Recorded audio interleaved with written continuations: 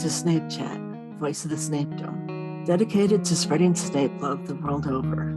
This is Snapecentric. Thanks for joining us. The topic of this episode is Snape Needs Therapy. I'll be discussing this with Megs, danpuff, and our special guest, author and therapist, LadyHeliotrope. After that, LadyHeliotrope and I will discuss her works, which include Case Consultation, Severus S. Enjoy the show.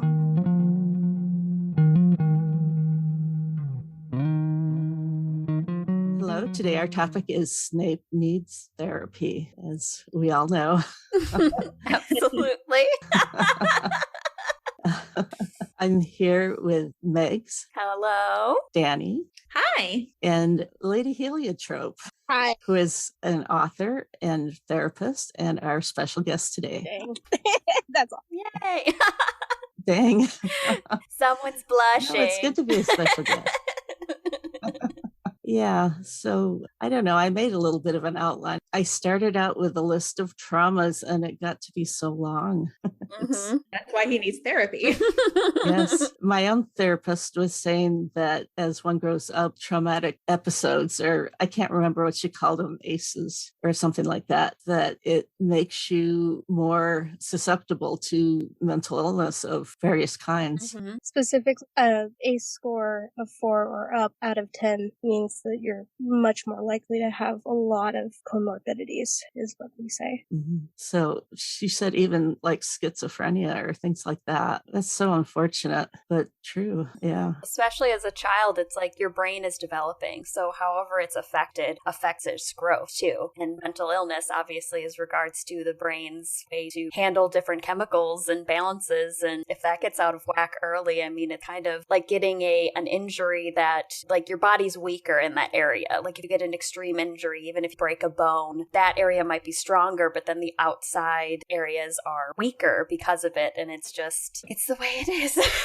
Yeah, and that's the time when you're learning and lessons you're being taught before you know any better. A lot of nurture over nature, as they say. I mean, I guess that was always a question. Well, I'll admit I've struggled with major depression all my life. And I assumed that it was just the way I was wired, the way I was born. But okay, so I guess trauma can also contribute to that. You can build on that, yeah. In particular, there's something called epigenetics, if any of you are familiar, where basically it's like your DNA is a code, and if bad things happen to you, then that code gets activated. And it's like, do-do-do, schizophrenia, do-do-do, do-do-do. Oh, wow. Yay!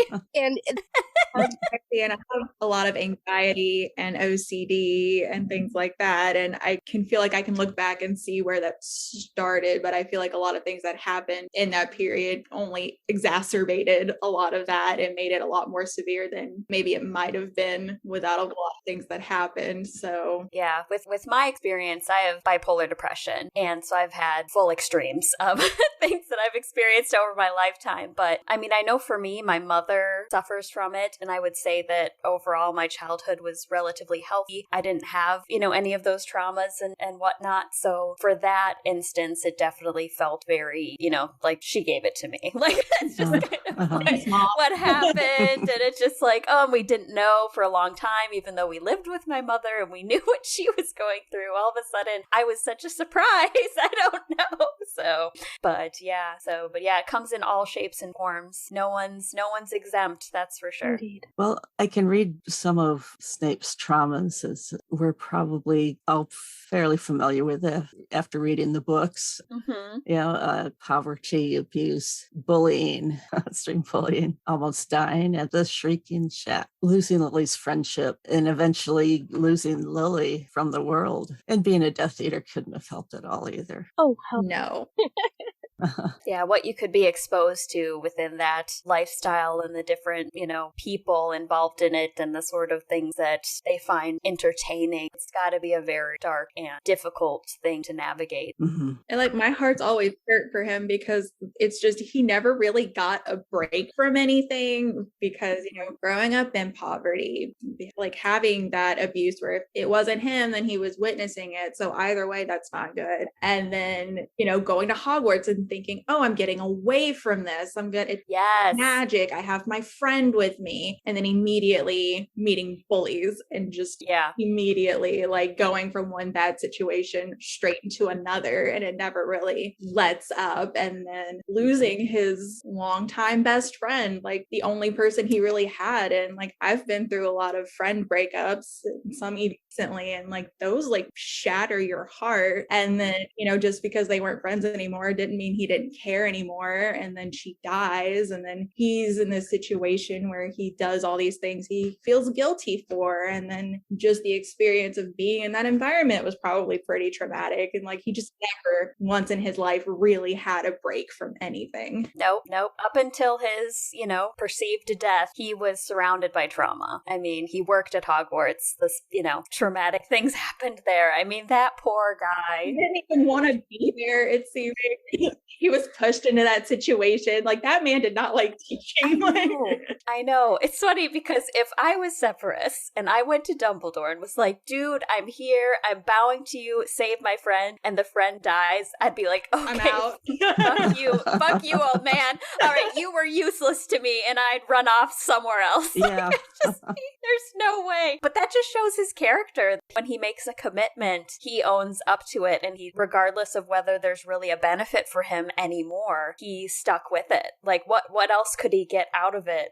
I'm not quite sure. Like, I don't know how much he anticipated Voldemort coming back or anything like that, or protecting himself to stay out of Azkaban. I don't know. But it just seemed like he was just doing what he felt like was duty in the situation. Like, I made a promise and I'm here to fulfill it till I die. That's such a Mr. Darcy-esque thing.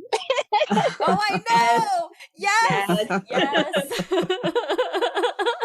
Oh, that's great. Absolutely. I also think it says a lot that he could like learn and change his ways, that he could be a Death Eater and want that acceptance from them, but then being able to change his mind and want to do the right thing and making strides towards making things right and trying to be a better person than was. So that alone speaks to his character, because a lot of people can't do that. They can't have their minds changed. They can't be open to realizing that they did things wrong.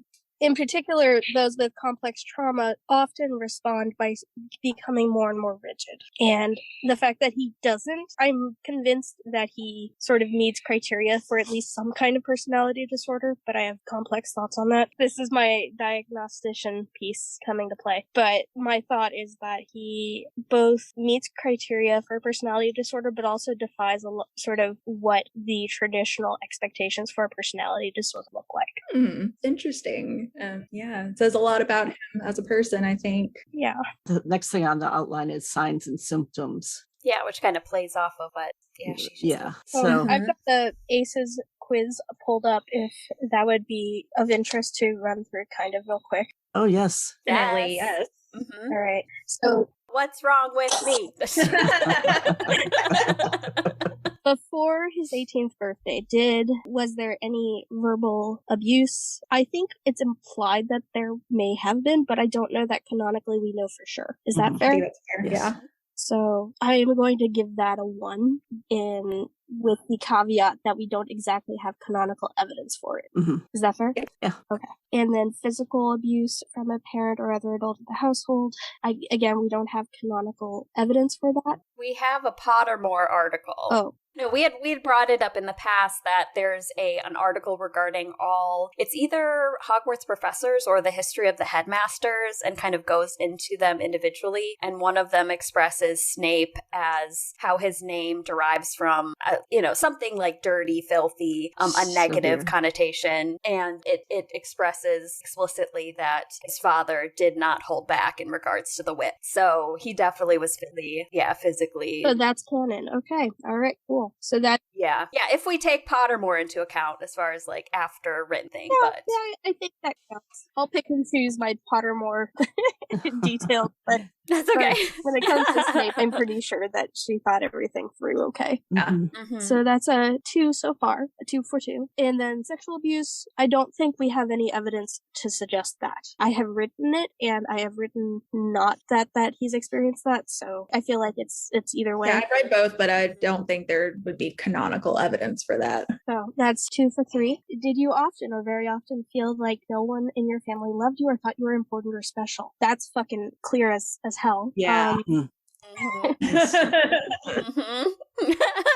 Yeah, that's 3 out of 4 so far. Not having enough to eat, wearing dirty clothes, no one to protect you, that's a hard yes. Yeah. Oh, I'm gonna start crying. Yeah.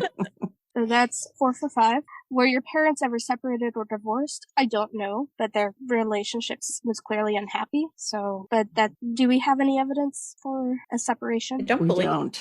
I don't think so. I think the only thing that I think is alluded to is the fact that she wouldn't leave. She kind of left him in whatever the experience that it was, but I think that's as far as it would go. One of my favorite headcanons is that Eileen poisoned Tobias. Yes. Wahahaha. I read a fanfic like that once and I was very thrilled. I was like, thank you. Yes, it's very soothing to think of that. Just a little comeuppance. But so we're 4 for 6. Was your parent, or mother or stepmother, which granted not every family relationship has that, often or very often, pushed, grabbed, slapped, or had things thrown at her? Yes. Physical abuse of mom, basically. And that's a yes, if I'm not mistaken. I think the glimpse that we have of the sort of like the being in the garret killing the flies while parents are screaming downstairs feels like an allusion to that. I feel like if we read between the lines, I feel like there's enough going on that I feel like I'm okay with making that assumption. Oh, also in Pottermore, if Pottermore is canon, and we know that Sev was experiencing physical abuse from dad, corporal punishment, that I find it very unlikely that mom would have also escaped that somehow. Right, I agree. That would be out of 7, we have 5. So, because which the divorce separation is one that takes us the score down. Did you ever live with anyone who is a problem drinker or alcoholic? Is it canon that Tobias drank? No. I don't know. I don't think so. Yeah, I think that's definitely a fanon thing. Like, we expect him some fashion needing to fall onto that as means of, self-treatment in regards to whatever reasons. Kind of working class from the north. Oh, what's the word? I think we discussed that in the Cokeworth episode. Right, yeah. So, should we count that as a yes or a no? The likelihood seems very high. Yeah, I think it's a high likelihood, so we could probably say yes, but I don't think there's canonical evidence of it. But if you want to go with illusions, things that are implied, the likelihood of that happening in that time period era, we could probably say yes. I feel like the answer is yes. I feel like I've never written Tobias as anything other than alcohol using or alcohol abusing. So that will take us to 6 out of 8. Was a household member depressed or mentally ill? Yes, I think. If Eileen wasn't leaving someone who's physically abusive to her child, I'm going to say that implies depression. Yeah, I would agree with that. So that is 7 out of 9. And did a household member go to prison? We don't have evidence of that. So, and I feel like it can't really be believed that's the case. So I'm gonna say that's a no as well. But that takes us, if I'm not mistaken, and my math sucks because dyscalculia, but that would be a 7 out of 10. Is that right? Yes. Yeah. Okay. So basically, this is a more than positive score. And the meaning of it basically is the likelihood that someone who has a score of like 5 or more needs, like, the likelihood would be a prescription for antidepressants, amongst other things. The risk of perpetrating a domestic violence would be about 15% for someone with a score of 5 or more. To be an alcoholic, if you have a score of 4 or more, it's 16% likelihood. Those are just some of the statistics associated with these numbers. So, Poor guy. teen sexual behaviors is another factor. I'm just looking through some slides right now to get this data. So, likelihood of intercourse by age 15 sexual behavior, 25% for someone with a score of 4 or more. But I don't know that applies with Sev. I feel like he's kind of weirdly ace, but or like kind of like ace, but not ace. I don't know. That's I can see that. just like trouble with sex in general, not ace really. It's my problem. I'm saying I do not think he is asexual per se, but I think there is evidence that he could be. So either way. Oh, ACE score indicators of impaired worker performance. Well, serious problem performing job, that would be about 18% if for someone with an ACE score of 4 or more. Serious financial problems, that would be about 25% almost for someone with an ACE score of 4 or more. Absenteeism from work, ACE score of 4 or more would be about 15%. So if we're looking at and smoking, the likelihood of him being a smoker, I suppose, would be in the 16% range based on this data. So anyway, that's what ACE scores generally can predict, but obviously there's a lot of factors, and I don't know, any thoughts or responses to all of that? Yeah, well, we can definitely, I think it goes into kind of what's on the outline, but his irritability and even verbal abuse to his students, it's like he has no filter or ability to hold back. A lot of things that he does and says are extremely inappropriate in regards to how to talk to youth, in comparison to even an adult. So I could see him just having no sense of what would be socially okay. Either because I could see if he was told not to do something to an extreme account as a young person, as an adult, I could see him just being giving no fucks, whatever. It's I'm going to do and say what I want, and people have to deal with it. Yeah. And then if he was verbally abused, that could be, that's what he grew up with. So that's what he knows. So that's doing. Or even if that's not, or part of it is, I didn't have power and now I do have power. So whether it's intentional abuse of that power or not, it still could have something to do with that. Yeah. And we don't have any aspect where we know of him to, I think, lay a hand on a student until, 5th year when he throws Harry from his office, I think after the occlumency lesson. But so for him, it was always verbal abuses for sure. But I think it goes into his extreme intelligence too. It's just him processing and something that could have come out teasing or a joke. He just is nasty. You know what I mean? I feel like he has the opportunity to be, I don't know, but I just don't think that he has the capability of being able to know how to translate, the things that goes through his head and be able to let it leave his mouth in a way that would be semi-appropriate, I guess. I can see that. Another thing, I know you mentioned his intelligence. So I had always thought about that too, is he's so smart. And if he just can't grasp why other people aren't grasping the things that are so easy for him, that can be super frustrating. Why aren't you getting this? It's so easy. But it's exactly because his mind is just so different from other people's because of his high intelligence. And then part of it is, maybe just being alone because he was so bullied and abused. So he's not used to knowing how to deal with people, whether that's just from history, or I know some people talk about whether or not he's on the autism spectrum. So it's just how his brain is wired. Yeah, I don't know. It's a lot that could be there and could be the reason why he behaves the way that he does. Very complex man. Why we love him. Yes. Indeed. Another piece, I think, that you were saying something that made this come up in my brain. I think the way that he is so disciplined in some areas kind of leads to a whack-a-mole effect in some cases, where he's very disciplined in sort of his demeanor and having to be very precise in a lot of things. And then chaos kind of emerges in other areas. Yes. Especially when Harry comes around. Yeah, Harry just disrupts everything, the sort of order and method of everything in his life, and is just that constant thing that bothers him, and the burr in the ass, so to speak. Yes. I feel like he has so much side of him, so, it takes a lot of work to be that ordered and disciplined, and the smallest thing could set someone. I know for me, the first thing that goes wrong, because I carefully plan everything, it just throws everything off, and it's oh no!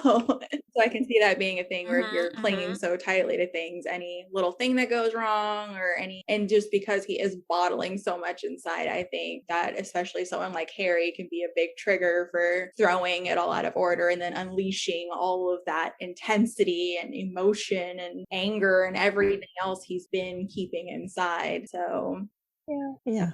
What do you think about ADHD? Hmm. Like, I generally, this is like a brain explosion for me right this second, because I'm like, wait a minute. Typically, I would never think of Snape as having ADHD, but I'm wondering, like, what you're describing, the sort of like, I set up a routine and then something gets off kilter and then everything is just completely chaos. And that thought is that's a very ADHD experience. And I'm wondering what other people think of that. I don't know that I've ever read, because I'm on Tumblr, always looking at different people's headcanons, discussing different things. Like I mentioned, there's the talk of, is he autistic or not? Or you see all these headcanons trying to explain things. I don't know that I've ever seen ADHD come up, but now that you've said that, I'm thinking about it like, Let me grab the ASRS, because the ASRS assessment is I can also run the AQ10, which is the sort of screening tool for ASD, or autistic spectrum quote-unquote disorder. So let's see the ASRS. I'm going to just use the old version because the new version is less good in my opinion. Alright, so how often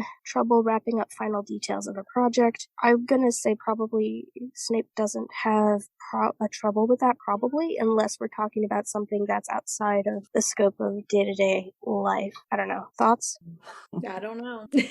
That's I feel like even something that he wouldn't know or have like an understanding or experience of, be able to be very calculating and the time to find a way to handle those situations. I don't really see him feeling like he's lost power in something. I don't see him ever feeling, I don't know. I don't picture him ever feeling out of control necessarily as far as, yeah. But then again, we also know that with Half-Blood Prince, he did all of this additional work and comments, and how is it that he didn't do anything with that? And then that suggests to me that it could potentially be trouble wrapping up the final details of a project once the challenging parts are done. Like losing interest. Basically, okay, I edited the whole book, cool, maybe eventually I'll send something to the publishers, and 10 years later, loses the book. Because how on earth did that book even end up in Harry's possession? That's such a good question. Yeah. Did Slughorn give it to him? There was like a cabinet full of old books, right? Like of the same books. In a cupboard somewhere. So how did he lose it if he had put so much effort into it? Dum, bum, bum. I had canon that James stole it. And that's how he learned Levicorpus. Oh, fuck. Oh. Yeah. Thank God they never used Sectum Sempra. Oh, Lord. They terrorized him enough as it was. My goodness. Okay. Wow. Okay. Never thought of that. Oh, God.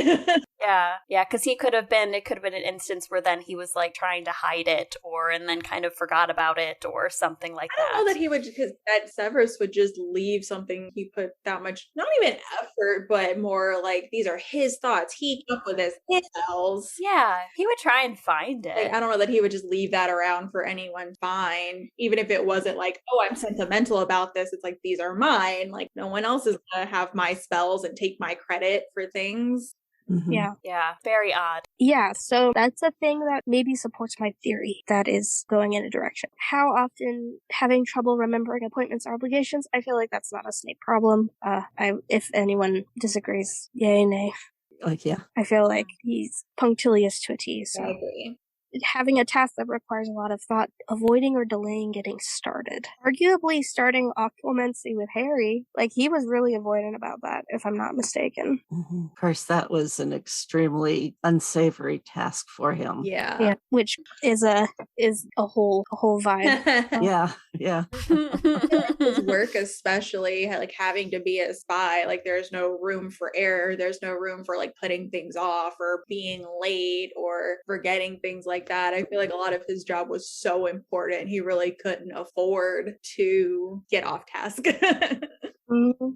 Mm-hmm. Or pay attention to literally every single tiny detail, because anything could have just broken everything for him. Now, here's two that I think are positive, though. How often fidgeting or squirming with hands or feet when you have to sit for a long time. I cannot see him doing anything else other than squirming and being uncomfortable, being forced to do something that he doesn't want to do, like sitting in class. Yeah, I see him always just walking around, because of course everyone's terrified of him, so he's just always looming, watching over his shoulders, but really it's just him not being able to just sit down and do nothing or just watch. He just has to kind of pace around his space. Riding dramatically in his billowing robes. Yes, it's robes. Yes. I love it. And on that note, being compelled to do things, being sort of driven by a motor, overly active and excessively driven. Yeah. That's a yes. Yeah, I see that.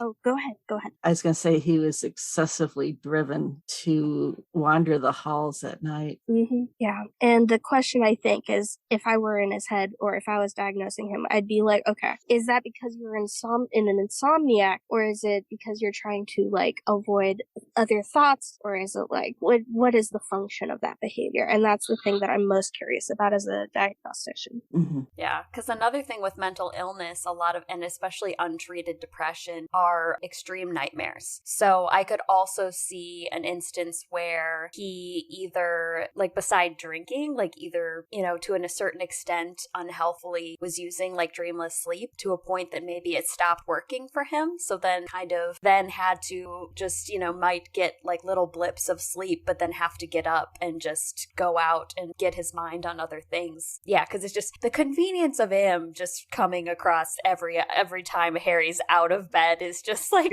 so absurd. So if fully dressed in his robes, you know how many buttons that man has. He's been up for a while. I mean, except for the time when he was in his gray nightshirt. Yeah, and Goblet of Fire, and ran up 5 flights of stairs in no time at all. He had to find Harry Potter. He didn't have time for those buttons. Yeah.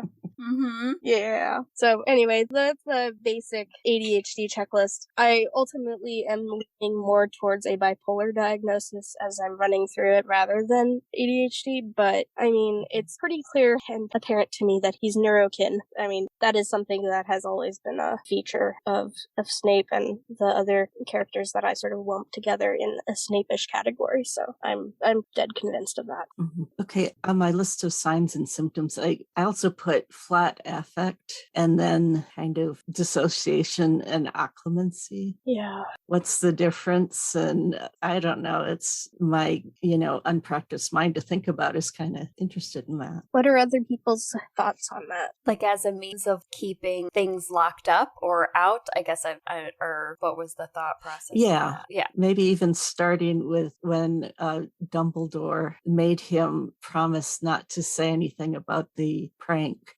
where he almost died. That's right. And I don't know, my obscure imaginarium has a wonderful piece on that, and just the haunted look on his face is like, I don't know, it's like he must have had to dissociate. I mean, how could you go through that without losing your mind? Okay, without totally freaking out. Yeah, like not only going through something that awful, but then not being able to talk about it with anyone. Yes.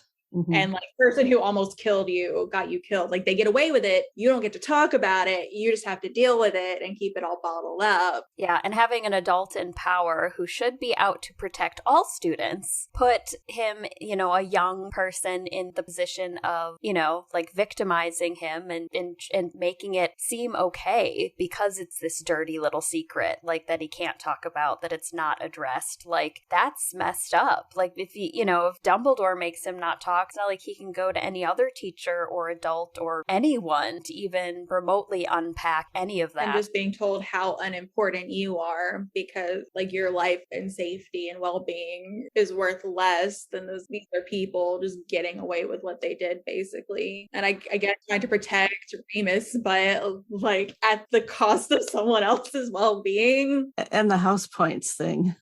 Yeah. I think in one of my fic, which is like, it's relatively still like AU, out of the realm, but I mean, the Marauders are still, bullies and kind of, leads to an attempted murder plot, essentially. And in that one, they did get kicked out. They even had a short stint in Azkaban, and I loved writing that. Thank you. I'm like, it's like, even as a tween or like 15, whatever, it's like, if you're doing and planning with intent, that's not a brush aside, situation. Like, people have been locked up in Azkaban for less. Like, I don't understand. Yeah. Which is another problem in itself, but. I was in Azkaban for a parking ticket, so I'm joking. Right? Exactly. But my next thought is, by an extension, is I wonder how the fuck, I'm sorry, maybe I shouldn't swear. I wonder how the heck Dumbledore treated individuals who would come up with an accusation of sexual assault. As attempted murder? Like, seriously? That if you're gonna give people a pass on that, what happens with the Brock Turners of the school? Yeah, and I feel like it's an issue of like favoritism in a way, whether intentional or not. But like, say someone, let's just say Lily Evans came up like, oh my God, I was sexually assaulted. That might get taken seriously. Whereas Douglas himself was like, I was sexually assaulted. Maybe not. And maybe it depends on the aggressors. Like, if it's someone Dumbledore doesn't like, maybe another Slytherin, maybe it might get taken. But if it's a Gryffindor, definitely not. Yeah. Yeah, it's kind of like, okay, I'll talk to them. It's like, promise never to do it again. Like, yeah, I promise. Like, come on. You take me now. Oh, yeah, no. So bad. Yeah, it's not a perfect world in Hogwarts. There's so many issues that aren't addressed and are either, completely ignored, and it just seems like this perfect utopia of happy and whatever, and it's like, no, it's still a school. It's still, there's still a lot of weird stuff. I have opinions, especially regarding Lockhart, but that's a whole different thing. But yeah, there's so many signs of just, anything could have happened. I'm going down one rabbit hole in my brain, which is not okay at all. What is next on your list? Wanting to die. Is it number 3? Oh, wanting to die. Oh, we're back. Already signed. I actually realized I forgot what we were talking about, and I do have thought association. I'm sorry. Okay. Yeah. Tell us about dissociation. So, as far as we can tell, he never meets criteria for dissociative disorder, though I think that if he survived Nagini, then that is very possible. But I do think that we're not looking at that in particular. But dissociation associated with PTSD, hell yes. So there's kind of like a spectrum of severe dissociation, and when you are assessing that, there's like a list of symptoms, and PTSD, then schizophrenia, and then dissociative disorders are like kind of like boom, boom, boom in terms of how your score on the DES-2 is. And so when you're doing trauma work with people, you want to make sure that they're as grounded as they can be. But I can imagine that Sev would have both very good control of being in the moment, but also experience a lot of dissociation and dysregulation in private. But like a mental sort of, I feel like occlumency is like intentional dissociation. What do you think of that? That's kind of what I was wondering. I think maybe he started by pretending he wasn't there. I don't know if that's really what dissociation is. Yeah, no, that counts. There's like mental distance from the present moment. Right. And then maybe that translated into the occlumency. Yeah, exactly. And also removing your memories, like that's an amazing way to dissociate. I'm like, dude, if I had that tool, I would be a much happier person. Yeah, I can definitely see that. Yeah, all of us. Yeah. Just take it all away, please. Like, being able to selectively take stuff out of your brain and say, you know what, I don't need that. No, thank you. Yeah, I imagine there being a kind of gap where it's like, I know that there is a memory associated with X, Y, or Z, but I don't have to actually relive it because it's in my pensieve or stored away somewhere. So hooray for that. And I feel like that must have been critical to his being able to be successful in navigating double agenting. So I think that's apparent. So that's my thoughts on dissociation. Thank you for being patient with me as my own ADHD stuff manifests. That's okay. It's all good. Okay, well, wanting to die, we know he basically says that in The Prince's Tale after Lily's death. Yeah, just like, kill me. It's like, what use would that be, Severus? Like, well, of course. Like, he's just a tool to you, old man. Like, it's just like, oh, what? Yeah, what good did that do to anyone? Oh, God. Yeah. After all he's been through, like, that would be understandable in a way, just like when it's just one thing after another. I just want it to stop. Please just make it stop however you can. And I am pretty convinced that he knew that Nagini being used on him was a possibility. I don't know if others are just as convinced. Yes. Mm-hmm. We had a Snape Lives discussion recently about that. Yeah. Yeah. Mm-hmm. I feel like he must have known it was a possibility and sort of opted to not bother preparing, that kind of thing. Mm-hmm. We were talking about how he did prepare because he's not dead. Oh, well. That's No, he's also not.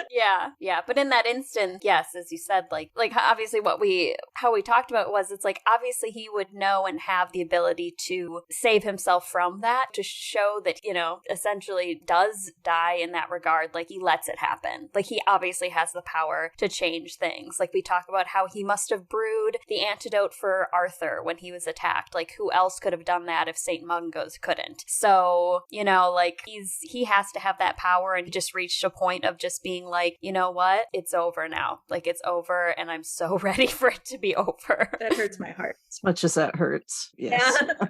Mm-hmm. And it's just like, if he had adequate support and therapy, then, maybe he would have made different decisions. And I think ultimately that's one of the saddest things, one of the things that hurt the most in watching him die in the books, was knowing, like, dude, you could have ended up being so much more and fulfilling all of your dreams. And, well, I mean, other than having Lily, because that's an impossibility at that point. But, having a happy life was possible. But I know he felt like it probably wasn't.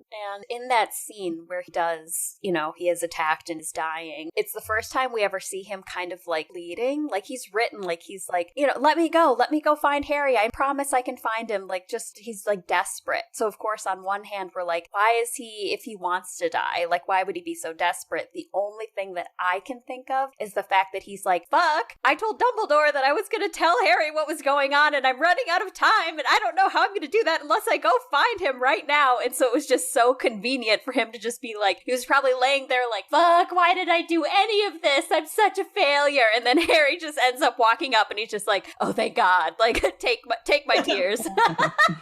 Everything in my life has gone right. Thank you. Now it can end. I know. Yeah, exactly. I know. Now I can die in peace. Ha. Oh, no. Just the fuck. Yeah. I guess that I don't think I ever thought of that way. That makes a lot of sense. I guess I try to not think about that scene too much. True. Yeah. Because I think I reread it for, a couple different things. And that was like, I was like, gosh, he is like, he's grasping for, like, he's trying to find any way to get out of the inevitable. Like, he's glancing at the snake, like, he can feel and knows exactly what's coming, and he's trying to get out of it so hard, which seems out of character tremendously. So that's the only thing I can gather, is him just being like, I worked for all of these years to essentially, like he says, raise Harry for slaughter, and he's the one that has to die, and I'm the one who has to tell him, and fuck, I have not told him yet. So it's like, if I die, then I guess the world is screwed.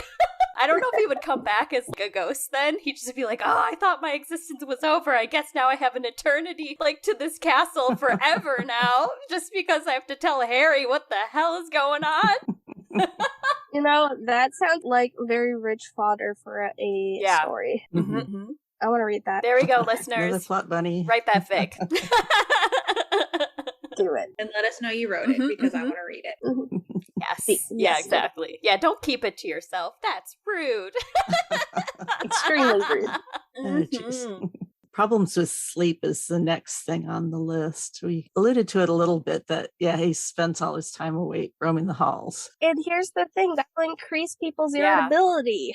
Yeah. Mm-hmm. Oh, absolutely. I have severe insomnia, and I'm pretty sure it's linked to my very bad anxiety. So I'm like, that man 100% has sleep problems. He cannot sleep because his brain's just going 90 to nothing. I guarantee it.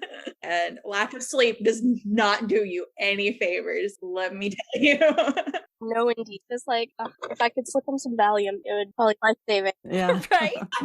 Yeah, that's a common theme is overuse of sleeping potions. Yes, definitely. Which I think it makes a lot of sense, especially if we think about all of the collection of things that lead to or that are associated with lack of sleep. Like, the list is massive. About 80% of his sort of misery could be alleviated by decent sleep. Would it rectify the trauma? No. Would it alleviate a lot of the most acute symptoms? Yeah. He has no patience. Like, it's just immediate, like, reaction to everything. Or he's just quiet. Or he's, like, pulled back and unavailable. So it's like, it's that kind of spikes of different things of him just being able to be present and then kind of back to the dissociation, like, pulling himself back to, like, just to not give that energy to something that means absolutely nothing to him. It has a very big impact on you, lack of sleep, like the ability and then just where your energy's going. And then I've like had like days of sleep deprivation and I would just be on the couch like literally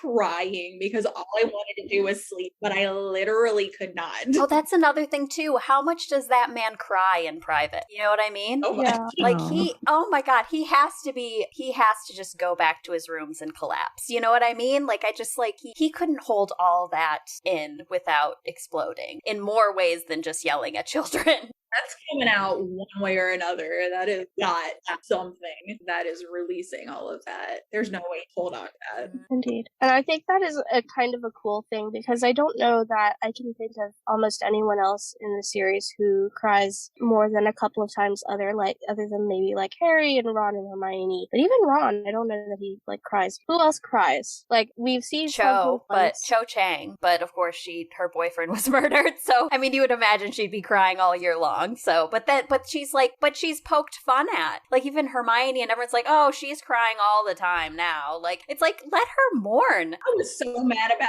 that. Don't, like, you're being an absolute asshole. Like, of course she's crying. Like, oh my God, I just can't. You have no compassion.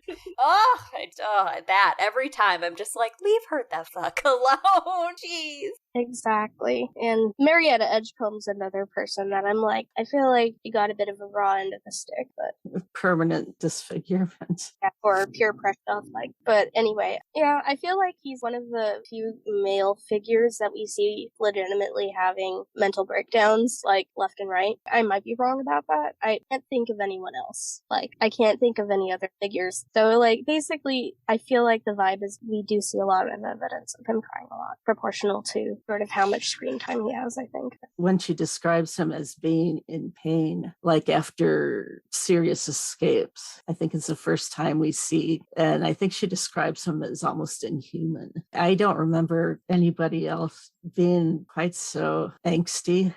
It's just, oh, poor guy. Yeah, I'm so silly. Of course he cries a lot. His nickname was Snivellus. Oh yes! Oh gosh, yeah, he was definitely a weepy child. Like, especially when he was younger, I guess I could see them poking fun at him and him just completely, like, running away. Like, you know, like, just in tears, like, unable to, you know, help him. Oh yeah, absolutely. There's only the one thing is that they gave him that nickname on the train when he wasn't crying at all. Oh, that's true. Yeah, the first time that they meet, that is in the book. So, yeah. But I would imagine being teased like that, called Snivellus all the time, I think that would make me cry. Being so young. Yeah. And hoping that, I see him as being basically like a Hermione, knowing everything before having reading Hogwarts: A History 1,000 times. And then people are like, not seeing like, oh, you're cool because you know everything. Like, I know at that age, I was like, obviously, if I'm like the smartest one in the class, people will like me, right? Nope. Yeah. You know, that doesn't work. But at that age, it feels like the thing to make things better. Yes. Mm-hmm. But it doesn't. Rude awakening there. Okay, and then the last thing I have on the list is poor self-care. Mm-hmm. I think that's... Now, this one, we see some degree of at least adequate self-care, given that his clothes are not, like, they're sort of punctiliously clean and pretty, as at least that's the impression I get. I mean, maybe that's just Alan Rickman having amazing costumes. Yeah. Mm-hmm. Like, and the issue is primarily his hair. I don't know about y'all, but my hair is a hot mess if I don't wash it literally every day. It is gritty and disgusting every single day that I don't wash it. Therefore, I must wash it every single day. Even if I shower at night and wake up the next day, my hair is greasy and disgusting AF. I feel like at some point he's like, you know what, fuck it. Yeah, exactly. Anything Much else to do. He doesn't have the time. No.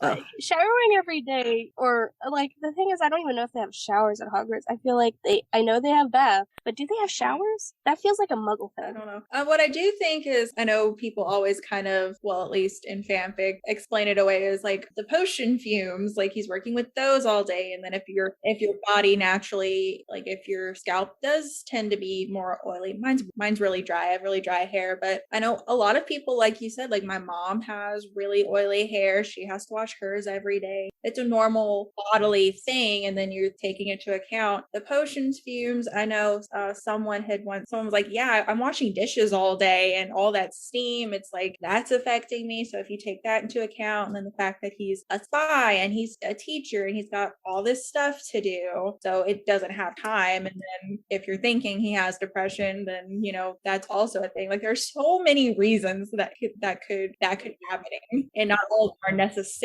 lack of self-care so much as he's got other stuff to do. What's he supposed to do? Go shower 3 times a day? Yeah. And I think some of it is like you look back at, I think we've talked about this before in some other episodes, but like in book 1, I think even Danny, you said he's just seen as the bad guy in the like kids book, you know what I mean? So of course he's described as like tall, pale, greasy, hook nose, ugly, it's like of course he's the evil guy. Of course I'm going to assume he's the one trying to steal the stone because he looks like a villain. Like I think that, not that doesn't tie in to all the other things we learn about him. Anti-Semitism. Yeah, but I definitely think that plays into it to like, it's just an added. Hair is something that she kind of like gets into a lot with like a lot of people. Like I think like Slughorn having like this, straw colored hair, but like, I mean, just like all this extra emphasis on hair a lot of the time. Hermione's hair and all of that, Harry's hair, red hair. I mean, she loves hair apparently,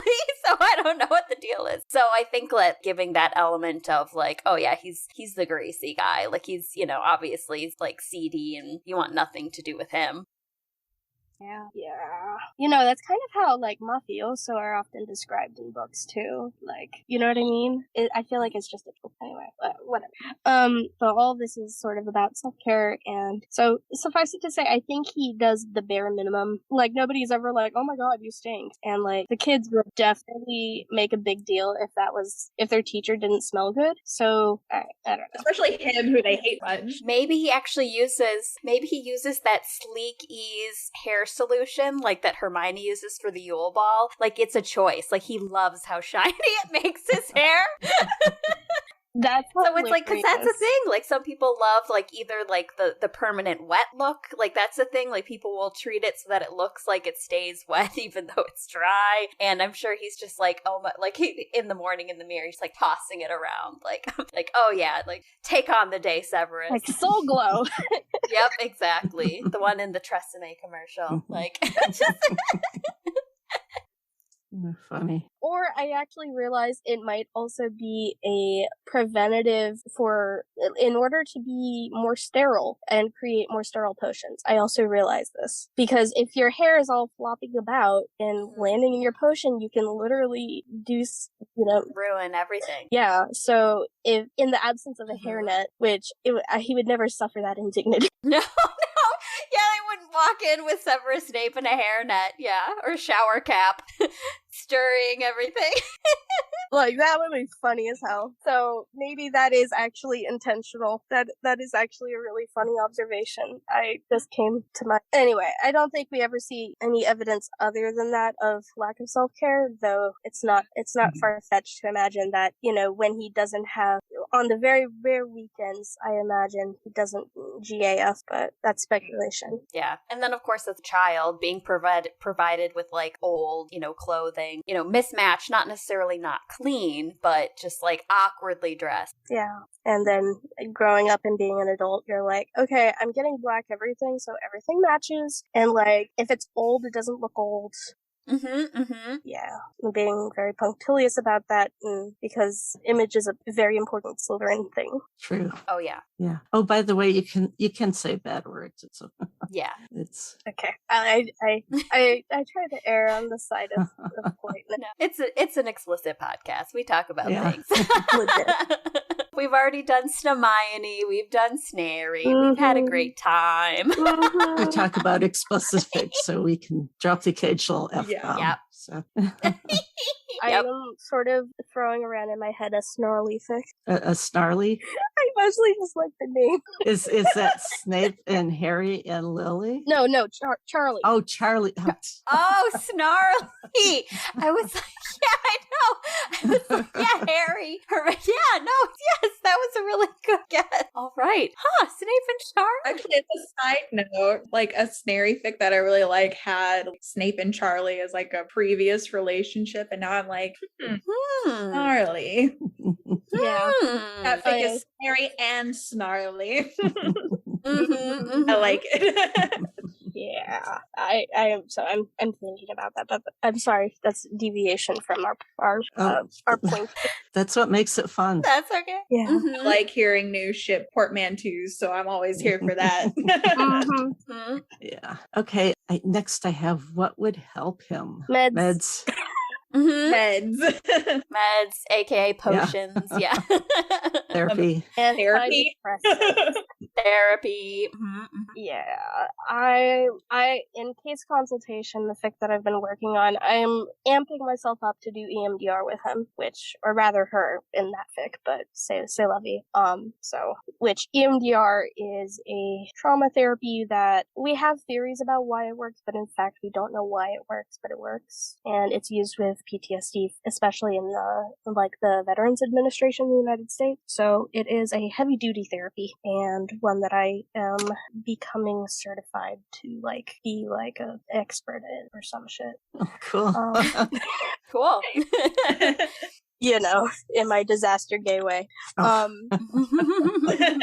I'm working on it, but suffice it to say, it involves stimulation of bilateral pieces of your brain. The idea of it, and my explanation is horribly inept, and if you are curious about EMDR, I honestly just recommend you go to EMDRIA's website, emdria.org, I think, which is, I forget what it stands for. Basically, it is a very heavy-duty, intense therapy method that if he could get over the muggleness of it, I would love to actually do it and do this work with him. That's so fair.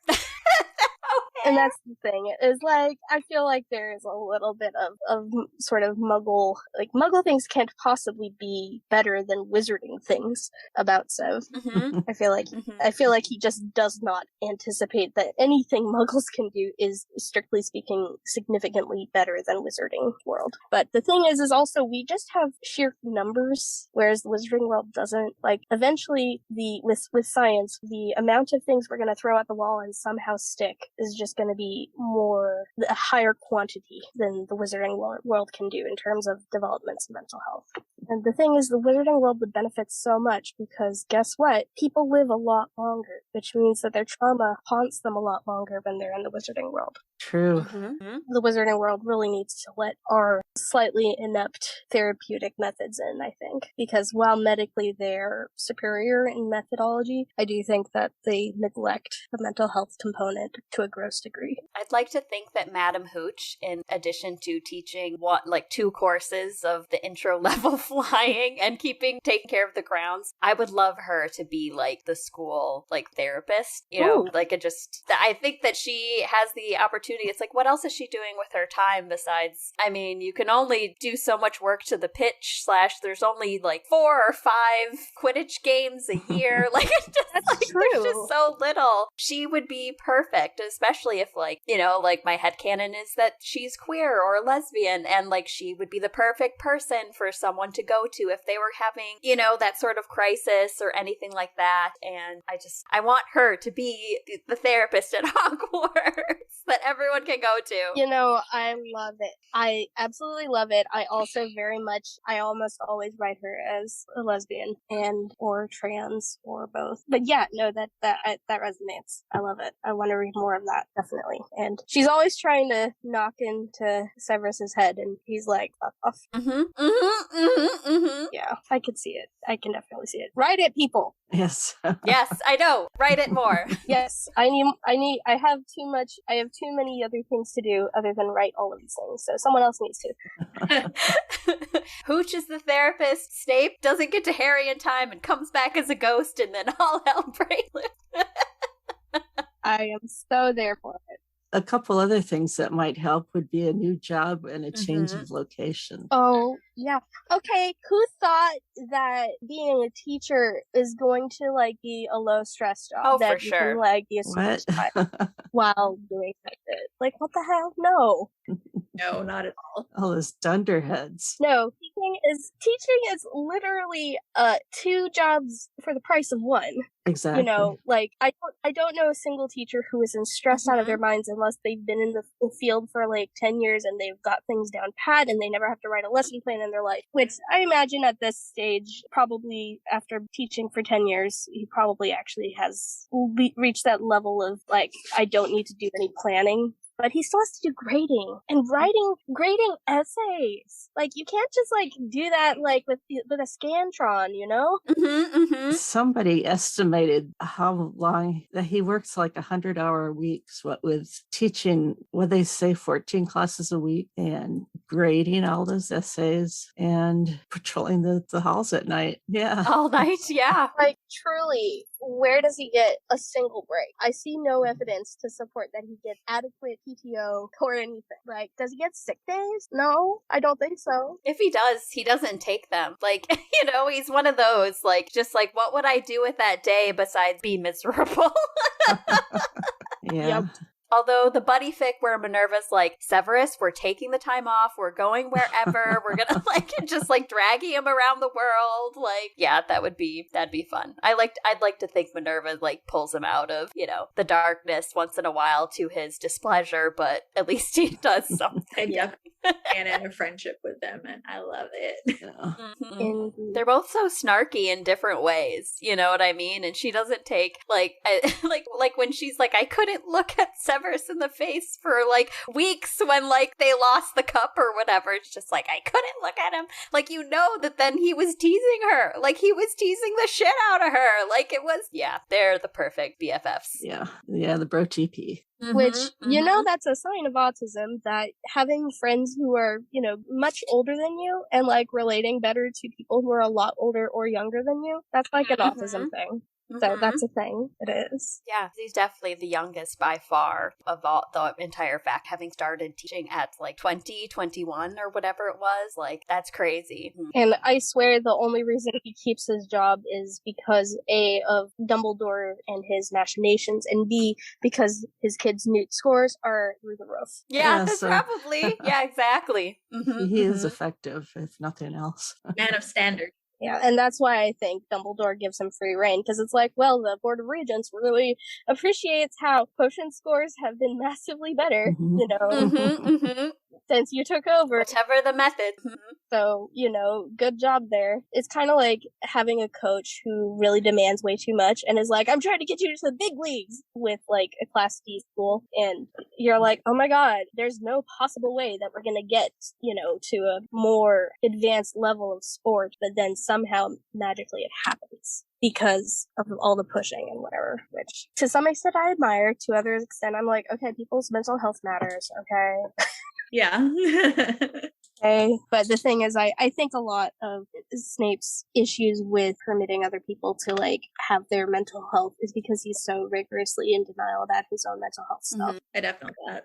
Poor thing. Okay, the next thing I have on the list, I'm not sure about, but talking about personality traits. I have is it Myers-Briggs, a 16-part, whatever. I have that, and I also have the big 5 on here, so we can pick one or the other. Snape's definitely like an INTJ. Okay. Now they have them as a sensing, ISTJ. Oh, that'll also work. So it's the one I read. Well, I guess we can talk about the different things. Okay, so I is for introverted. I think that's pretty obvious. Mm-hmm. I concur. Then there's the N, the S, which is the part that I think people can make a case for either pretty easily. So there's sensing, or what's the other one? Intuitive. Namely, in your head or more like hands-on. Yeah, and ENTJ be the architect.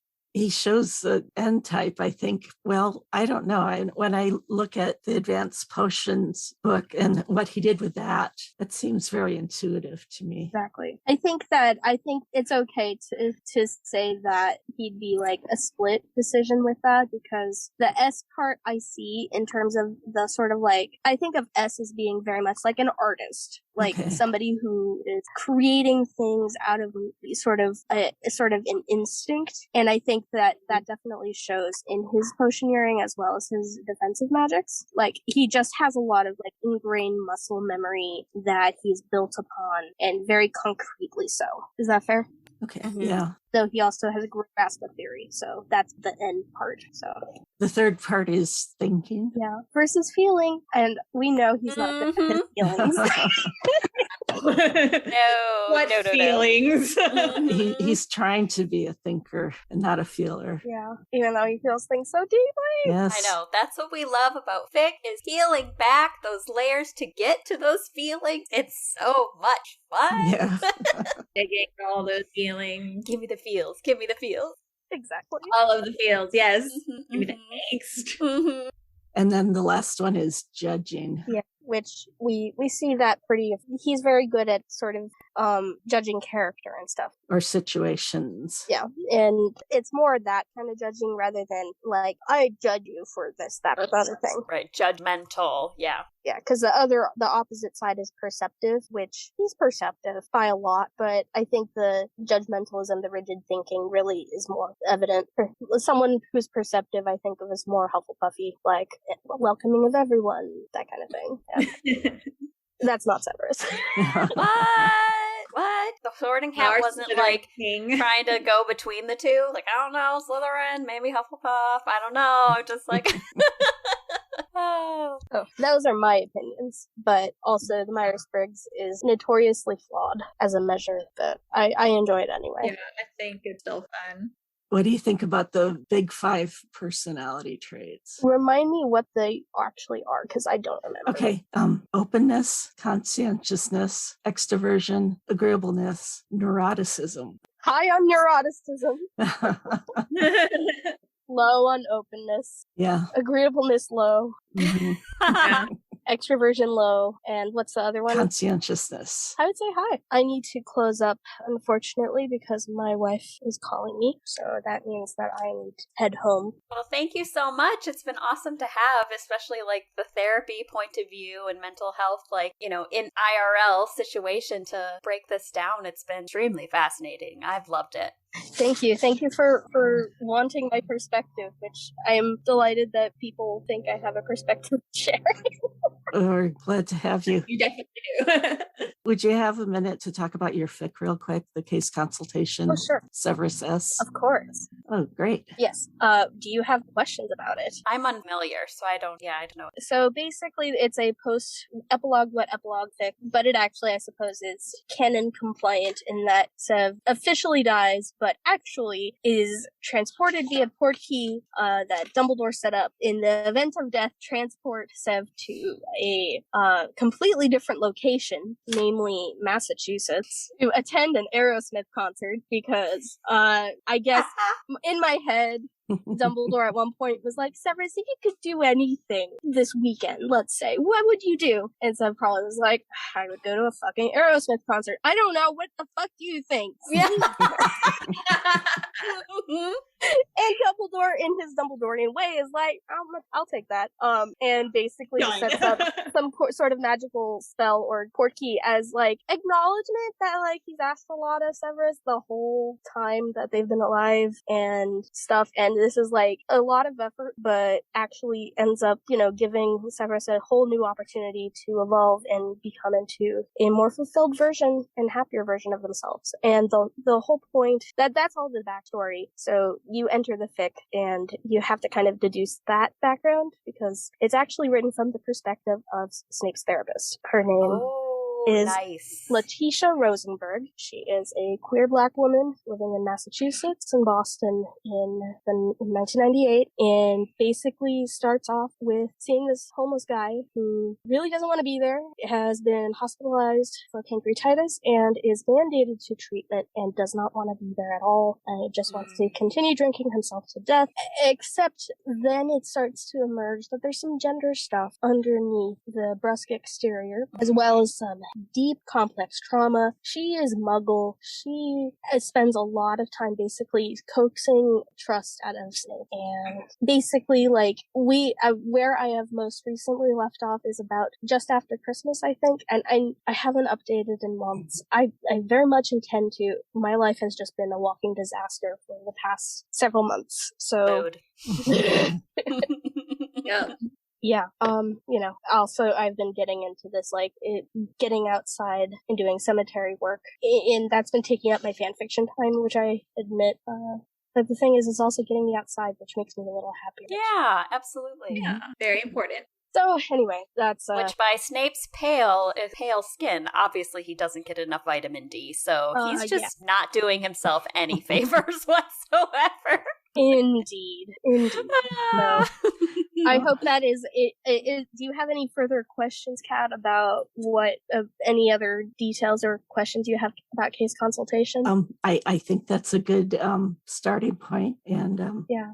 I sure appreciate you joining us. Yes, it's been so fun. Yeah. This has been a highlight of my week. So thank you so much, everyone. Yeah, thank you. I've got to go. Okay. Talk to you later. Bye-bye. Bye. Thank you. Bye. Okay, all I have left are fic recs. Awesome. I've been reading. Okay, one good one I read was called In Their Hands by Desert Sea. Of course, we'll have links to all these in the show notes. But after the war, Severus Snape is sent to a retreat for intensive therapy. Can Dr. Hermione Granger help him, or is she the one who requires therapy? Yeah. No, it doesn't mention, but she is a sex therapist too. So, but yes, Snape pretty much takes the place over. Nice. Okay, another short one called Family Therapy by Copper's Mama. Snape and Hermione are newlyweds navigating Snape's role as stepfather to her children. This is basically after Ron has passed away. So her son Hugo has some issues to work through there. And so that's kind of an interesting little thing. And okay, Severus Snape's Recovery by Snape Lives Forever. In this AU, 19-year-old Severus Snape is dangerously close to the edge. As a young professor struggles with depression, habits he hoped to leave behind resurface, and he once again finds himself craving the solace of his blade. Trigger warnings for eating disorder, cutting, and attempted suicide. That's kind of heavy. And the last one is A Promise to Be Better by Raven Dancer. This was written, I believe, in 2001, but after returning to the Death Eater, Snape begins to crack. It's up to Dumbledore to keep him together through the turmoil. It's interesting. I don't know if it's Dumbledore, but there's a lot of cuddling happening there, which probably the poor guy needs, but it's interesting. So, anyway, so that's what I have for Snape and Therapy fic recs. And I guess anybody have any last thoughts? I don't think so. Okay. Talked about some really great stuff. stuff. We did. This is an awesome episode. Yes. Yes. Yes, much thanks to LadyHeliotrope. And thanks to you, Megs, and you, danpuff. And thank you. Anytime. And we'll talk again soon. Mm-hmm. All right. Take care, everybody. Bye-bye.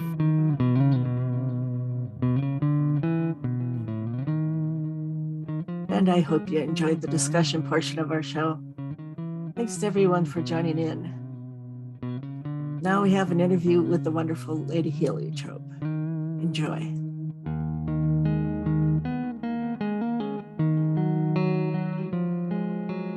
This is Snapecentric. I'm here with LadyHeliotrope. Yes, Lady Heliotrope. And she's going to talk about her life and work with us. Yes, thank you for having me. I am so glad you are doing this. This is really cool. Oh, thank you. I just want to spread love. So I'm a weirdo, whatever.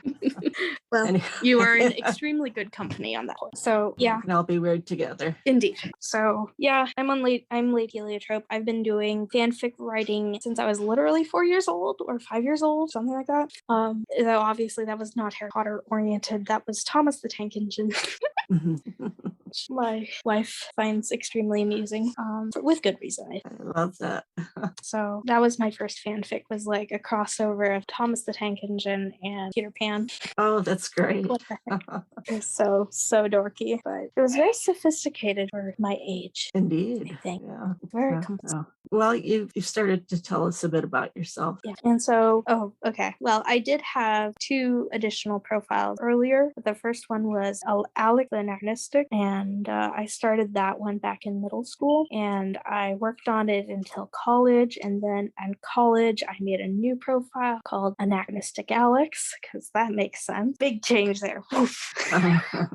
And then basically in graduate school is when I made my LadyHeliotrope profile, and that like sort of demarcates these 3 segments of my life pretty well. Yeah, it's like high school and middle school, and then college, and then grad school and adulthood. Have you always been a Snape fan? Oh, since the first time that I watched the first Harry Potter movie, yeah. I was just like, I like that guy in the cape. And all my friends are like, ooh, you like Alan Rickman. I'm like, Alan, fine and all. But, it's really the character that gets me excited and like really resonates with me. So, yes.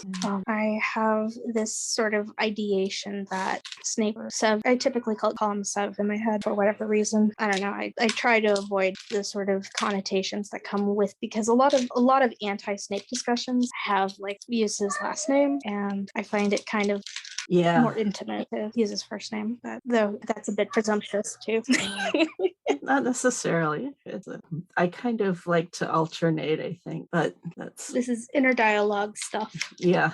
See, I first became aware of you during the comments section of some fics. I don't remember what it must have been. Yeah, I don't either, but it's like, oh, LadyHeliotrope, I like that color. And you had good comments, and I'm out there writing good chapter. I'm not very good at putting words on it. It's okay. At one point, I actually made myself a form template, like a Google form, that I would just like click. I would basically auto-generate an entire review by. It's really dorky. No. It's like anything I can automate, I try. So it's like insert declaration here, like, and then you choose from a list of like 20 declarations. Like amazing, and then I really like the ... and you fill in the blank, and I really think it really adds you ... and then keep writing or some other closing. And that's literally, I have a Google form that I click through sometimes when I remember it wrong. It's extremely dorky. No, not dorky.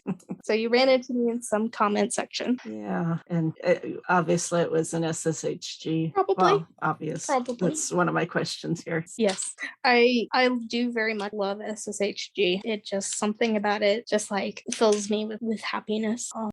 Me too. Though right now what I'm working on is a Snuna fic. But there is a lot of Snuna love lately I've seen on Tumblr. That's my favorite pairing. If I were to like not pair Sev with someone else who's contemporary or older, amongst my other favorite ships are basically I can come up with a way to make Sev be with anybody. It's very funny. Well, I've even seen him with Ron. Yeah, I believe it. That one I can get behind. I can get behind it. I can. But SSHG, I just like it. Just like fills like all of my soul that need nourishment. That's a great way to put it. Thank you.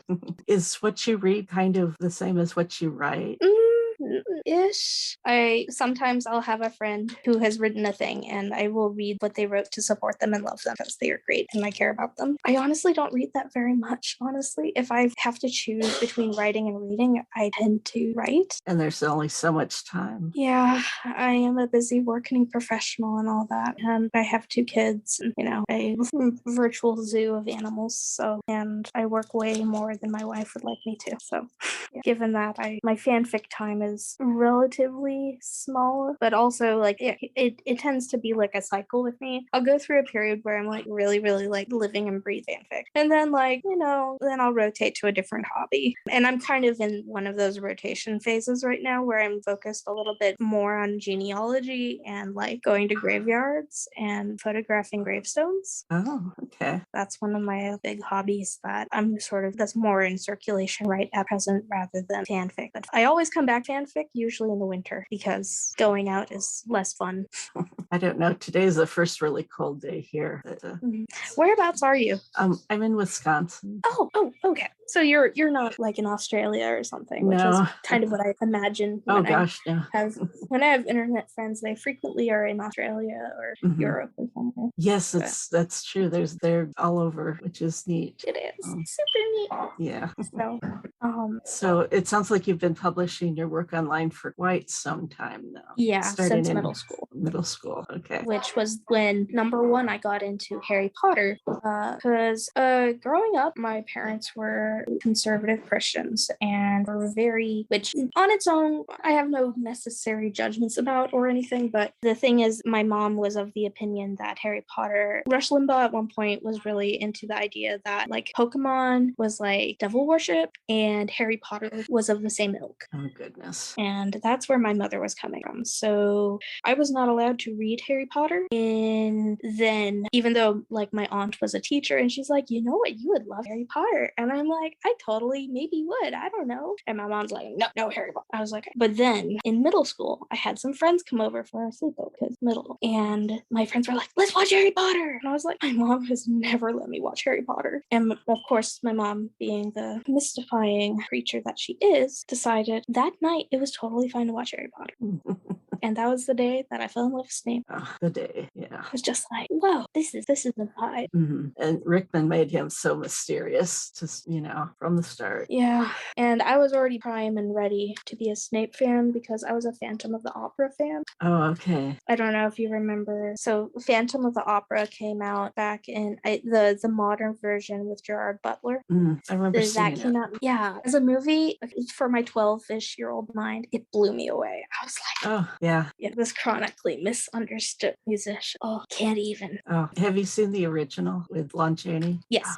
I actually wrote a thesis on Phantom at one point in college. Oh, that's great. Yeah. Yeah, I have seen every version I could get my hands on. Yeah, I'm a Lon Chaney stan. That's another one of my little. We all have our little things, right? Indeed. So that's cool that you're a Phantom person too. Yeah. You get it. So Phantom really started. Basically, I was into Phantom. I was also really into Sherlock Holmes. I still am. Oh, me too.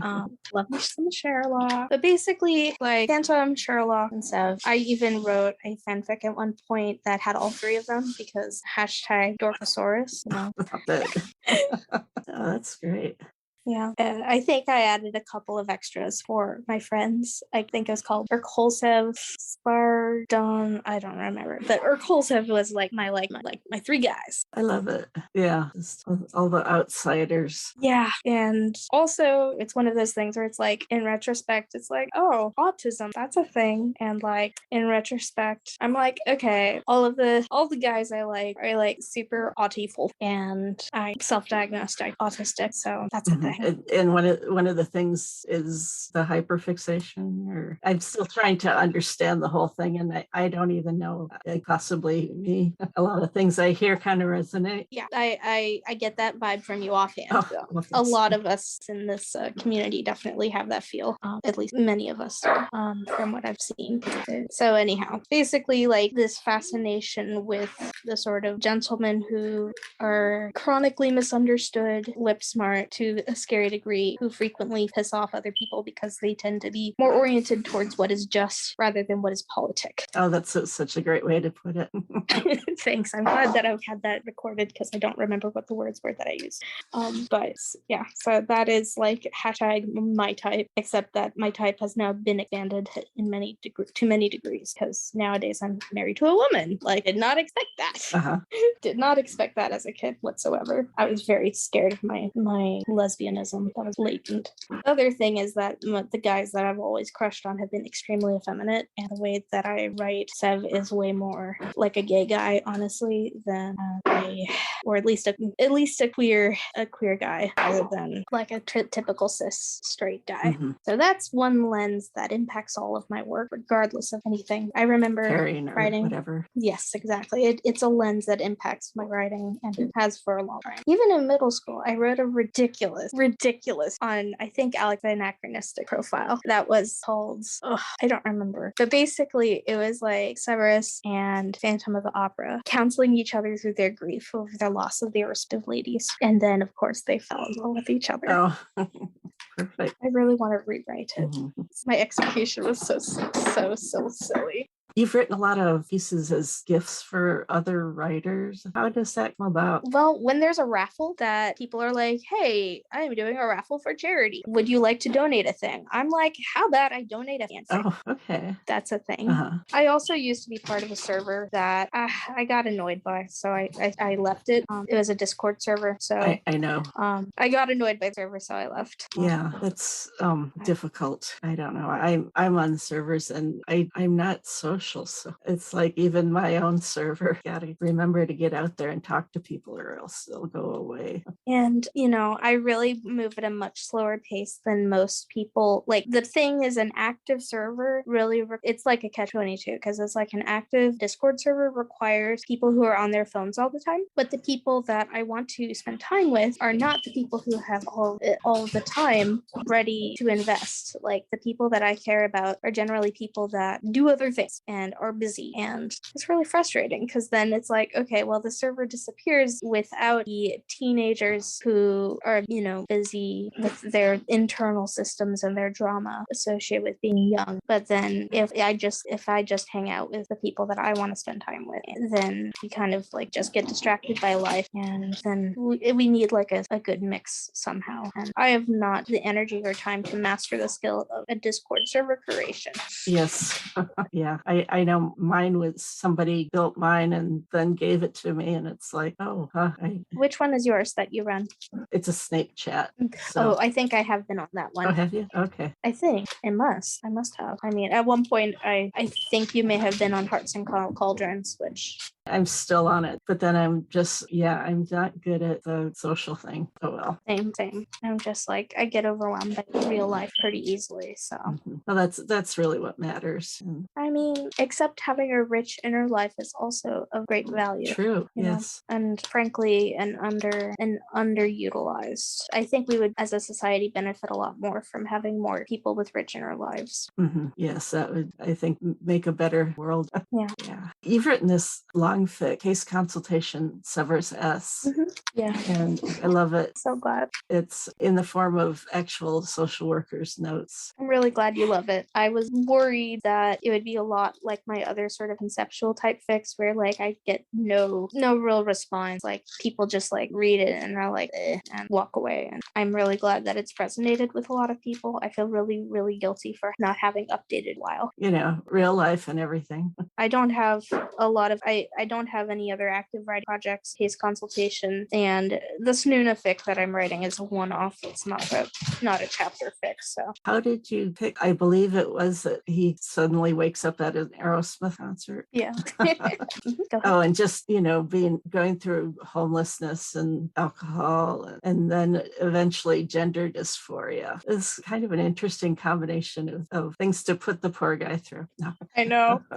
I know. That's what we do, though, right? I mean, that is the nature of the game, isn't it? Yes. So I think the question is, how did I come up with it? Yeah. I mean, like the majority of the work that I do, it's sort of just an organic eruption of factors. Like Case Consultation, I don't know where I came up with the idea. The initiation of like me actually writing Case Consultation to someone on Hearts and Cauldrons, Leah, because Leah very specifically said, I would read the heck out of that. And I was like, okay, all right. And so I just started. I had never seen a fic do this before. So I was like, you know what? I already have a sort of a Google form that I use for my case notes for actual work. So, I mean, once in a while, if I plug in Snape's name here, I'll let's see what happens. So the initial sort of experience of me writing it is basically like what would be kind of a funny way of starting off a fic like this? So I figure in kind of a Dumbledorian way, like Dumbledore kind of asked a question of Sev at one point being like, what would you do with your life? What would like be your bucket list item? That's where I believe the whole Aerosmith concert came into play, because I think Sev sarcastically was like, I don't know, probably just going to a fucking Aerosmith concert. Like some like offhanded comment that was just like totally a non sequitur that was like in one ear out the other, not take serious at all. And because Dumbledore's an ass, in my opinion, I think he just was like, you know what? We're going to set up this enchantment basically to, in the minute that you expire in the service of, the wizarding war, I'm going to give you the ultimate reward of revival using some enchantment that involves phoenix tears, I imagine. And yeah, basically as a location just took that offhand comment of Sev's and was like, okay, well, all right, fine. There happens to be an Aerosmith concert. Or basically probably was tied to Aerosmith. That is my guess. This spell was somehow tied to Aerosmith, because that's the only way it could have made sense. And it just so happened to be in Boston.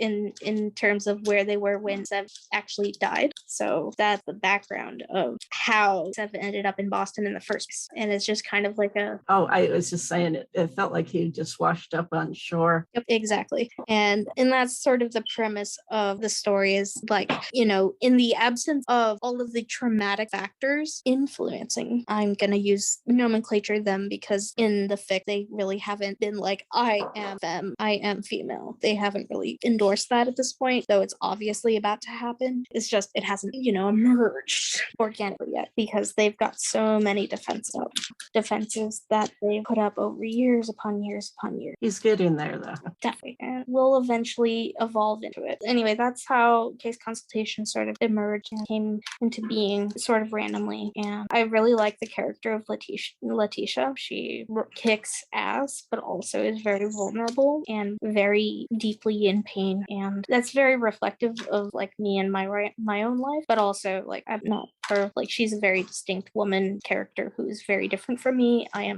identify as non-binary myself, and thus Letitia would never. Letitia is her own entity that integrate pieces of me. So that's how writing's.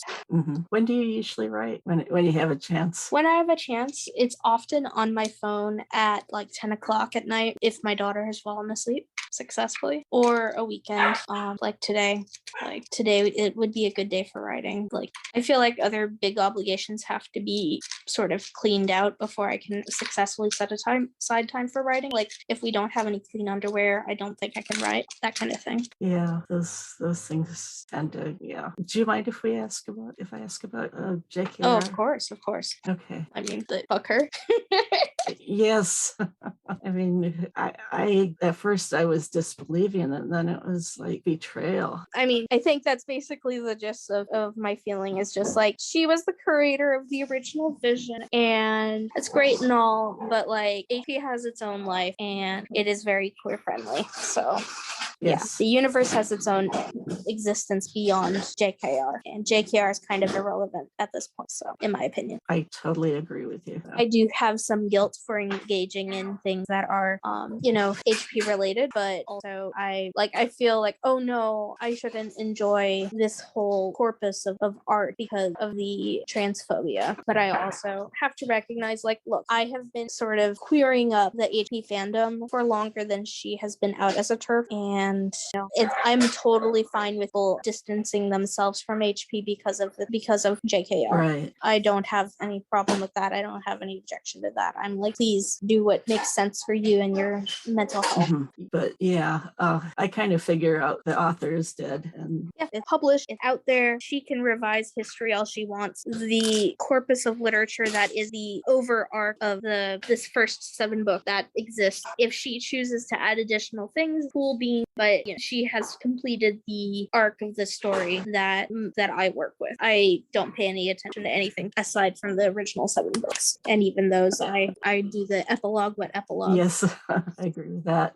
What about Cursed Child? Yeah, it's kind of so. Okay, that's enough on her. Yeah. Some of the themes in your work include disabilities, fat acceptance. How did you come to explore more unusual topics, I'd say? I mean, both mostly real life experience, frankly. Oh, I didn't mention I've worked at homeless shelters. I have worked with individuals with alcoholism. I've worked with a lot of different people at this stage of my career, which, despite the youthful sort of timbre of my voice, throwing these Scrabble words out there, despite the youthful timbre of my voice, I'm actually turning 30 this year. So a lot of the content that I engage with, a lot of the conceptual work that I engage with is just like real life experience, like engaging with people that I care about and their issues, and like, oh no, like life happens. And I mean, I do sometimes write about parenting, but frankly, parenting has been such a journey that I can't even quite capture it effectively in my writing. And also when I'm writing, I kind of want to escape parenting life because parenting is really hard. And yeah, writing about it. Yeah, okay, I can see that. Would you be comfortable reading a little bit of your work? Oh, totally. I'm going to read a brief selection from Forrest. I wrote it for Black Coffee 13 as part of a exchange that I put together called Snail Mail. Is cute. And this is, there's content notes you mention hypoglycemia, diabetes, vision limitations, foraging and eating wild mushrooms, making academic plans without input from student. Those are the only potentially triggering things I have identified. If any of those things bother you, please do not read this fic. I think I'm going to choose a sort of climactic moment. Her cheeks began to color, and in humiliation she realized that perhaps she'd made a grave, terrible calculation. Her mind flooded with the image of Snape that New Year's Day, looking prim and proper and not jovial at all. He was just grinding beetroot into paste for feeding a nest of gurgle bees they'd discovered in the green. And truth be told, he'd been rather not to mention silent. But she just assumed, if anything, it was a response to the holidays en general. You didn't say anything, she said, feeling small and apologetic, not knowing what to say. She hadn't precisely stood him up, but she wasn't sure what else to call it. Snape's fierce silence spoke louder than anything he could have said. A snake does not beg, she recalled him saying proverbially several times during the course of their collegial relationship. Already, a second ask was pushing the envelope for him, she knew. I'm so sorry. Hermione felt herself wanting to dive under the earth quicker than he could say balderdash. But somehow her courage did not abandon her. Thank goodness for that. His lip gave a small quirk of annoyance, but he waved her concern away in a brisk gesture. It's nothing. No matter how breezily he said it, she knew that this was a lie. She had gotten to know post-war Snape well enough in the span of these 9 months to see that. I don't agree. She stood up and moved a tiny bit closer to him, and he winced in what appeared to pain. It's definitely important to you, and I didn't honor it as such. Truly, Snape insisted, shaking his head and leaning back in his chair. His soft, slightly graying hair covered his face in an expression incongruous with his 40-odd years. It's of no importance. Let's not belabor the point. I will belabor the point, Hermione responded, and frowned markedly at him. As you like to say, Gryffindors are bloody brilliant at finding. He rolled his eyes but avoided her gaze. It really is of no consequence, he said, and rolled his shoulders back in a gesture of trying to shake off pleasant feelings. Please, Granger, don't force it. Well, I wouldn't force it, Hermione uttered, feeling her heart practically thumping out of her throat, except that I believe you have misread the situation entirely. This earned his pinched expression, and he groaned lowly. I am well acquainted with rejection, he stated, and I do not need your pity. Pity! The word was so unbelievable in this context that Hermione didn't have a chance to filter it properly. Despite the shakiness of her breath, she elaborated.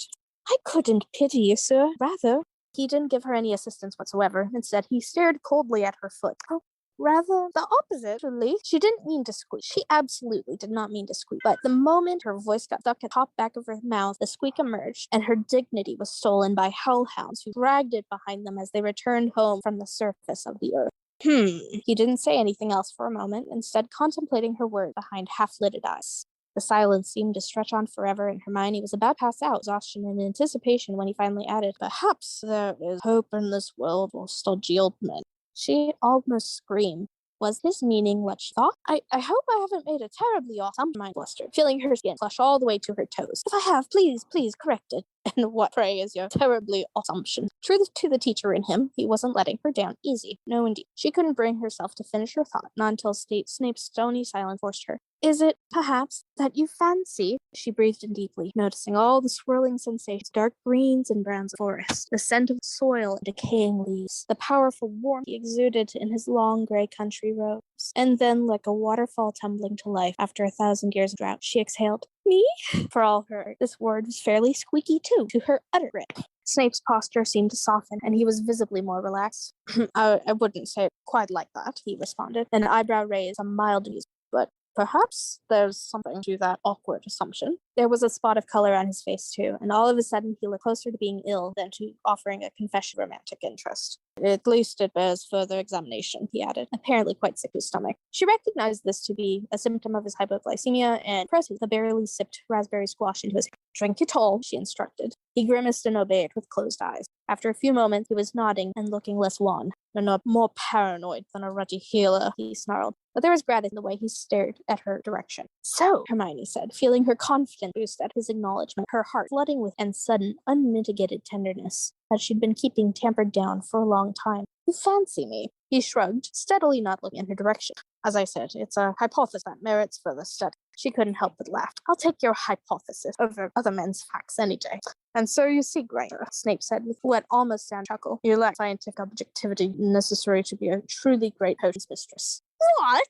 Hermione said, and kicked over the mushroom basket dramatically. Since all the fungi were bagged, their work wasn't spoiled, but Snape was sufficiently impressed by the demonstration. "I was all set to study for my boards and become Europe's youngest dual certified miss." "I didn't say you would pass your boards," Snape drawled, looking altogether too sly and cruel to remain unkissed for long. "I just believe that you would benefit from further enhancement of your training post attaining your mastership. I'd be willing to extend the favor to you, if you would so desire." "The favor of what, Snape?" She grinned at the insolence of using his last name, unburdened by title. He seemed equally chuffed, if the glint in his eye was anything to go by. "My employment, of course," he answered, and it sounded innocent enough until she caught the hint of humor in his quirk lips. "Junior partner," she negotiated, and in response, he gestured for her to approach.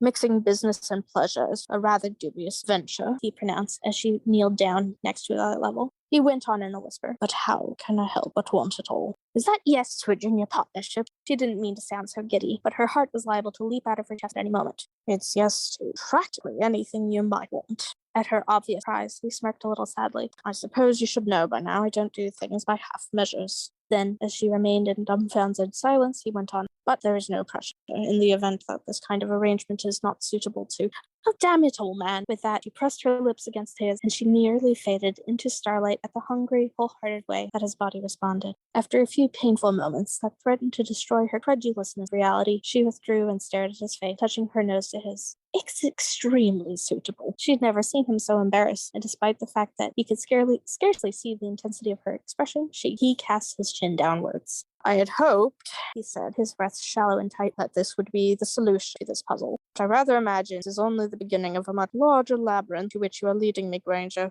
Hermione, bending over to pick up the spilled packages of mushrooms, she didn't feel like waiting another sec for them to get on a first-name basis. He seemed to agree, based on the deep sigh he did. "Hermione." She couldn't help but notice a touch of wetness at his eyes. Relief flooded her as, for all her possible reluctance to admit her feelings, she knew her heart was truly sunk. And the idea that the terrible, wonderful, brilliant Severus Snape might have a tear in his eye for her, that set her heart aflame like nothing else ever had in the whole world. To that end, kissed him again and poured them both some more raspberry squash. Then they sat in appreciative repose and toasted their good fortune to the sleepy song of the sunset, quietly dreaming of future possibilities and bliss. Dum, dum, dum, dum, dum. Wonderful. Thank you for letting me read. Oh, thank you for reading. I really appreciate it. Where can we find you online? Primarily, Archive of Our Own is where I live. Yeah, basically that's it. That's all I regularly update. I sometimes kick around on Tumblr, but that's pretty rare. People are always welcome to email me at lady.heliotrope@gmail.com if you have something you would like to say that would be not just a cool chapter bro on a fanfic, which is also very welcome. Okay, great. What are your future plans for Snape? Hopefully I finish case consultation. We'll see what this winter brings. Again, I think I write a lot in winter, probably because it gets dreary out. Sure. You know? As far as future plans, I do have something I'm writing for. I'm working on a Snuna, but I realize we'll see what happens. If it emerges or if it crumbles into the abyss, that's also possible too. Oh, I We'll see. With your talent, I'm sure That'd be great. Thank you. Yeah. Very kind of you.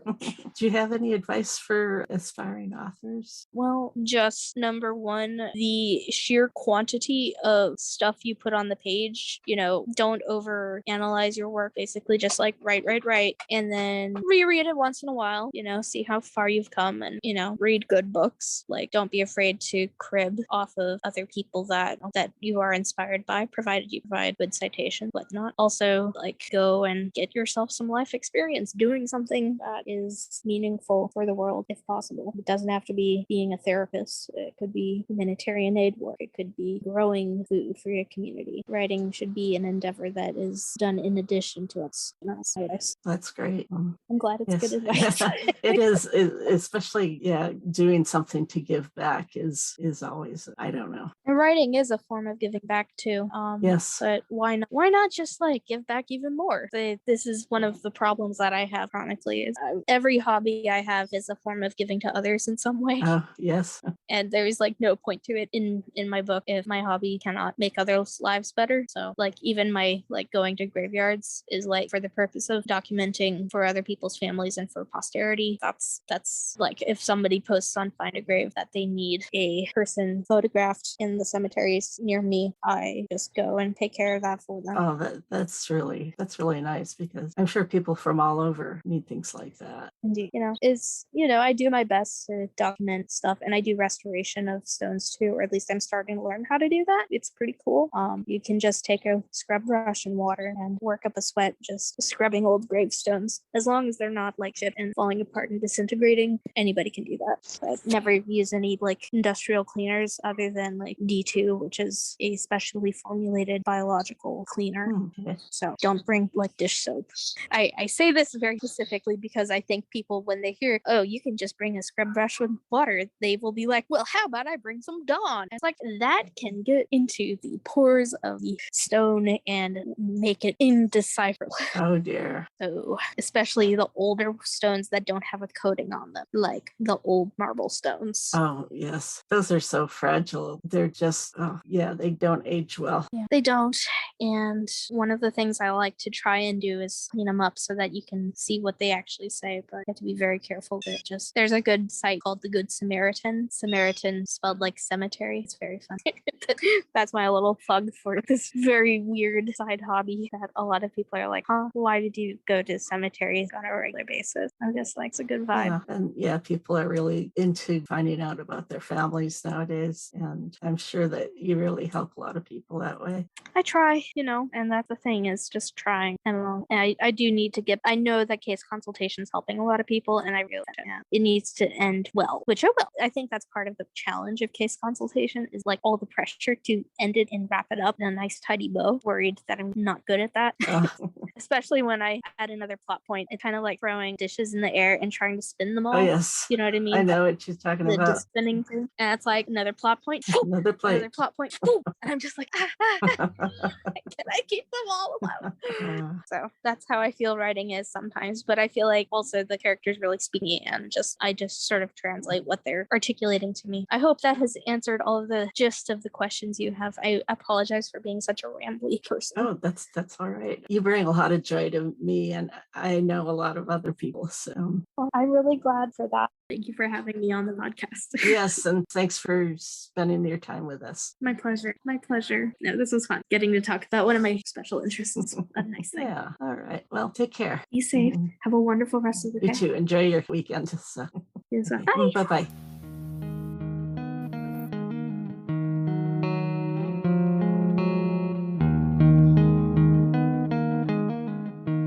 And that's all for Snape Chat Episode 8. Find links in the show notes for Lady Heliotrope, other fic recs, and more. Let us know what you think.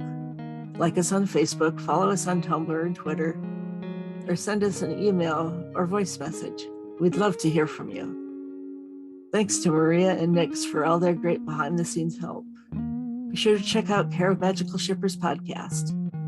Thanks for listening in. Until next time, stay snarky.